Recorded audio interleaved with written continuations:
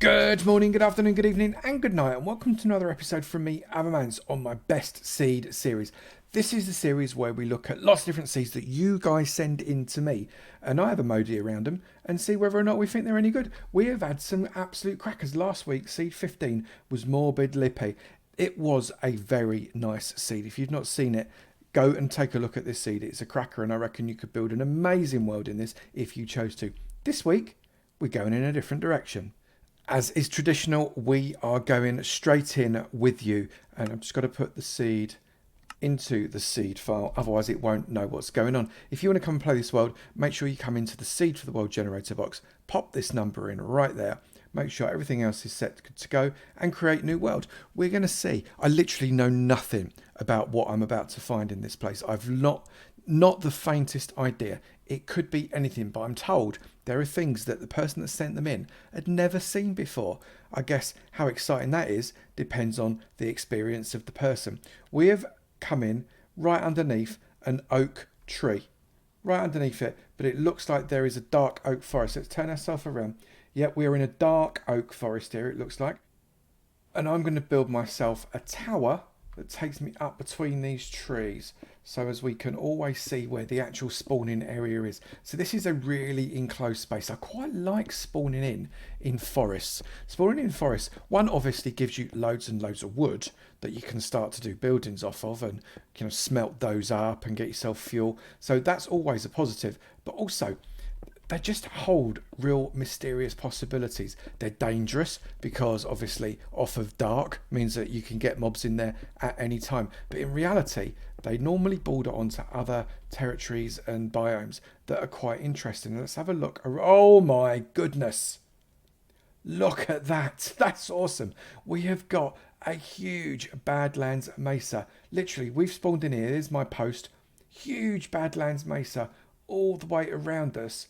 I mean, I'm going from, what's this? So I'm going from heading directly north there. It's still going. We've gone beyond directly north. We're now heading kind of northeast. The mesa sweeps all the way around. We're now in west. We're now in south. And it goes from northeast to south. That's a huge mesa. Amazing. Right, I think we need to have a bit of an explore. I'm going to disengage the shaders and we're going to have a mosey. First off, and for another reason other than logic, we are going to head due north. So that is due north, right in that direction. Let's get ourselves going and we're going to see what we can't find in due northerly direction. Obviously, we've got this ridiculously large mesa that we're going to be crossing, but they don't last forever. You can see already the other side is coming into view and we have got ourselves, looks like a tiger mountain. That's nice. Or no, it's not just, it's just a standard mountain because it's got some trees on top of it. So we've got farming and mining really, really close by. This is brilliant. That's a really interesting overhanging type of rock formation there as well. It's almost like a bird.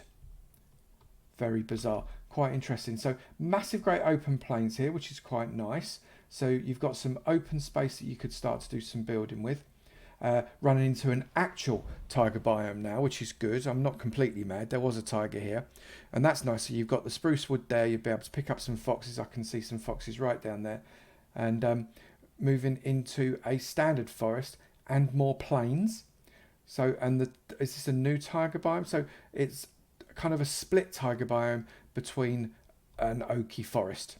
So that's quite good. But what else have we got going in this direction? So we're flying over the birch forest and we found ourselves another dark oak forest. So we've got plenty of dark oak, more than we could shake a stick at. And we find ourselves a nice swamp. Now, I do like a good swamp, but what I do like about swamps are swamps that have got a lot of water and not a lot of land. So I'm just looking at this one. This one looks like it could be a really good candidate. In fact, look at this area here. It's very, very flat. There's almost no hills whatsoever, and it's surrounded by water. This is where you would make your iron golem podiums and get yourself a little slime farm. It would be absolutely perfect. This one just carries on all the way around the corner as well. It's quite a biggie. You could probably make a couple of slime farms and you could sit yourself AFK in the middle, kind of about 30 to 40 blocks from each, and that would give you double the amount of slime that you could be generating on a single night. back on our pole, and we're going to head due east, which is this direction, with our backs to the mesa. So what we're going to find across this massive birch forest, now you've got more birch wood than you could possibly muster. You've got loads of flooring of possibilities right there. But what is the other side of the birch forest? That's what I'm really interested to know. It turns into kind of a birch forest mountain, and then on the other side we find a really big open plains area. Now this is nice. Look at this. If you were going to do some really serious building, by serious building I mean like making a city or some kind of town or something big and significant, this plains biome would be fabulous. It is open, it is relatively speaking quite flat. You've not got anything sticking out in the middle of it. You've got a few little bits of water, which is fine because they sometimes create some nice features. And you've got wood nearby, plenty of it. It's a really nice area, but it continues all the way over here as well. This little mountainous area in the middle could perhaps make for a feature castle on a hill. You could definitely do something with that. That would be really, really nice. And then it continues over here and turns itself into, looks like a mountain biome there, but with the tiger biome coming on the left. So you've got oak, you've got birch, you've got spruce wood ready for your city that you're going to build in this mass. Look, it's huge. It's a huge plains. I love huge plains. They're my favourite places to build. And right next to it, big old swamp area. Look at that fantastic, massive underwater area. It is absolutely perfect for your farm, for your slimes. It couldn't be any better. That's exactly what I would design if I was designing one. Again, the other side of this swamp here gives another massive open plains area. Loads of building opportunities. This is perfect. I'm actually really interested in potentially even doing something myself in a seed like this. Not because it's the best farming seed or it's the best structural seed, but look at it. It could be an absolutely gorgeous building seed. And I'm a builder. And right on the edge of this big old plains, you've got your village. So you could be shipping your villagers in dead simply from this village here, and obviously keeping them in captivity. We don't say slavery because that's just rude, but you could keep them in captivity in order to breed them up or do whatever you wanted to do. Great diversity of buildings in this one. Lots of different sizes. It's a big village. I like it very, very much. And right next to it here, I think I saw... got kind of a little mini ravine going on there. That's quite cool. That's a very square-ended ravine as a result of that river splitting it in two. But that carries on in there just for a little while. Quite a nice way to access the lower Y levels very, very quickly. And a tiger biome right on the edge. Again, the biome diversity. I mean, you've not got jungle in, you've not got, ice biomes, you've not got the mushroom biomes. But for the classic biomes, you've got a really good mix of it, and they're positioned beautifully into each other. And just a little bit further out east, at about kind of 1500 minus 1300, kind of northeast, we've got this little hilltop. It doesn't look like much. You can't access anything under the ground from it. It's got a little wooded area that way. It's got a big old cave dome there. But here, if I just come downwards and just peek myself under the ground ever so quickly, oh, look at that. We've got a two-eyed portal that we can go and start bashing ender bobbies in. That would be a nice one. It's not too far from spawn, actually. That's a decent distance. Back on our pole, and we're going to head due south. So this is running along the edge of this mesa biome. So we've got the plains on the left hand side, the mesa on the right hand side, and a mountain biome right down the middle. What a lovely combination that is. And look how close this village is, right next to spawn. That is, again, lots of different buildings there. Plenty for us to go at. We've absolutely split in half here with this huge ravine. That's quite nice. You could do something very nice with that, definitely. But the village is just encroaching into the mesa biome. They're almost cowboys, these villagers, as a result of that. It's not the hugest village I've ever seen, but it's got a decent combination. And given that it's got a little churchy here, should we just check? Have we got ourselves our favourite crafting table? Yes, we have. You can see in there. I can't control myself, but we've got a brewing stand right there, waiting and ready for us to start brewing stuff. Although you do have to go and get some blaze powder, obviously. So as we come past the village, we wander into a big old desert, and we've got another desert village just here. So a different variety of village. It's good to mix up your villages and your biomes because you get different things in the chests from the different types of villages. So desert village will give you a different one to a plains village, for example. You've got more sand than you could ever wish to need to make, well, any sandy thing, for example, glass. But this village is a decent size too. Look at that. It's spread widely, which is quite nice. This would actually be quite an interesting village to do a raid from, because you've got quite a nice high vantage point just up here that you could take out the raiders fairly easy if you were a good shot with the bow and arrow. That's a nice idea. That I like that a lot.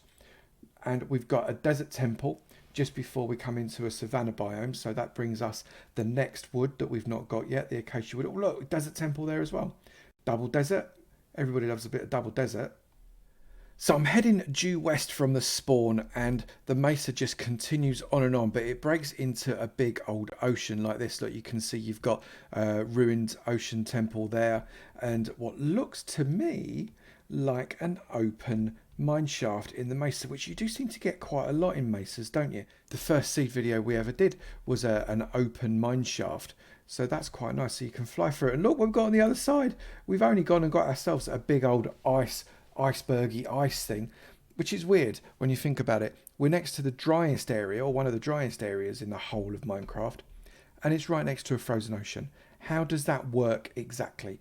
Who got that algorithm? That just doesn't work. Hang on a minute. Oh, look at this. This is a really nicely placed ocean monument as well. Look at that. Beautifully nestled under that iceberg. You can make a cracking farm out of that. Get yourself some prismarine. What on earth? Just coming over here, this looks like we've got a ship, but somehow it's been wrecked on the top of the iceberg and not. That's bizarre. How does a shipwreck get wrecked on the top of an iceberg? That's madness. At our tall stone spawn pole, and we're going to go under the ground. I've got my night vision on. It's 3, 2, 1. Spoilers! Right, so directly underneath us we've got a fairly significant cave network that will allow you to descend down fairly quickly, I think, because you could just follow the curves around and end up really quite deep without having to do the digging, which is nice. But what I'm looking for is right here. Again, under us, beautiful. We've got a mine shaft that's got a fabulous number of spawners. Well, in that it's got two, literally three spawners. Look there, look, one spawner there, one spawner there, and one spawner there. What's that spawner? Go on, B1. It's a skelly spawner. We do love a skelly spawner on this channel. So you could do, oh, that's gone funny. You could do a triple spawner farm, comfortable with a triple spawner farm there. That would be an absolute doddle. 2 cave spiders and 1 skelly. That would be quite a nice farm to make. Right, I mean, literally, spawns over there, look. It's just over there. We are beautifully situated for a really nice little triple spawner job there. That's nice. What else have we got? We've got massive cave systems here. Little additional area. I think this is a second mine shaft. This isn't the first mine shaft that we had before. This is a new one. Spanning a kind of small ravine there, I suppose. We've got another spawner here. This is a normal spider spawner, not a cave spider.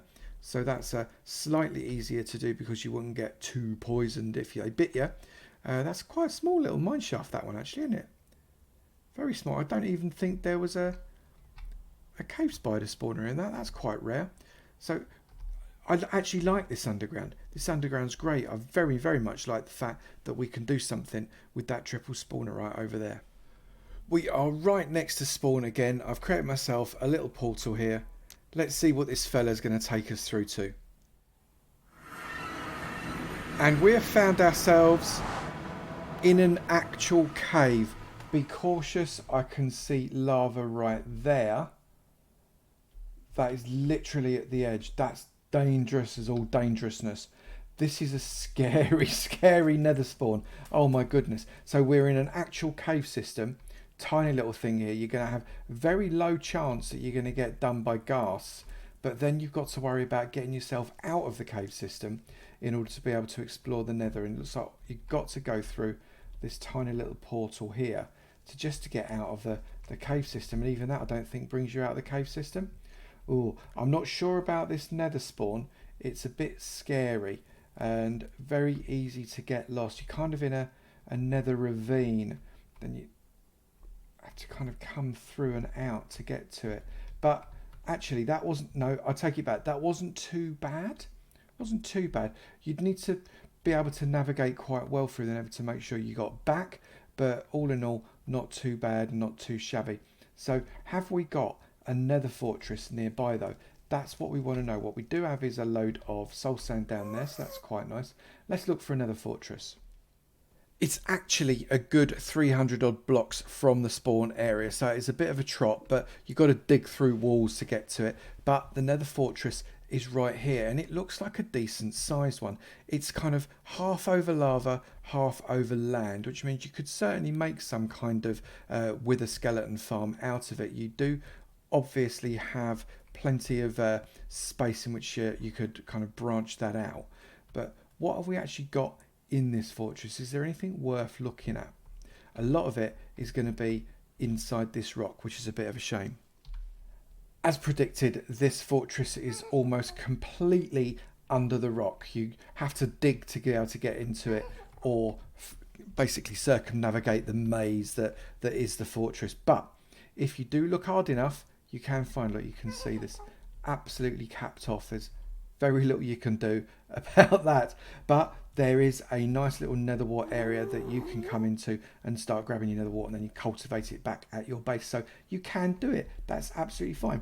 I'm at mixed feelings towards completely covered up fortresses. Sometimes they're quite useful. You can make them into a base even if you chose to. This one is a right old labyrinth, I'll tell you that for nothing. And I haven't even found a blaze spawner yet. This one is a really interesting seed. Now, has it got all the best facilities around, like a really close fortress, a really close monument, a really close, all that kind of stuff? No, it's not that type of seed. You're not going to get excited if you want to make guardian farms and get rushed to the end and go and raid a mansion. That isn't what this seed is for.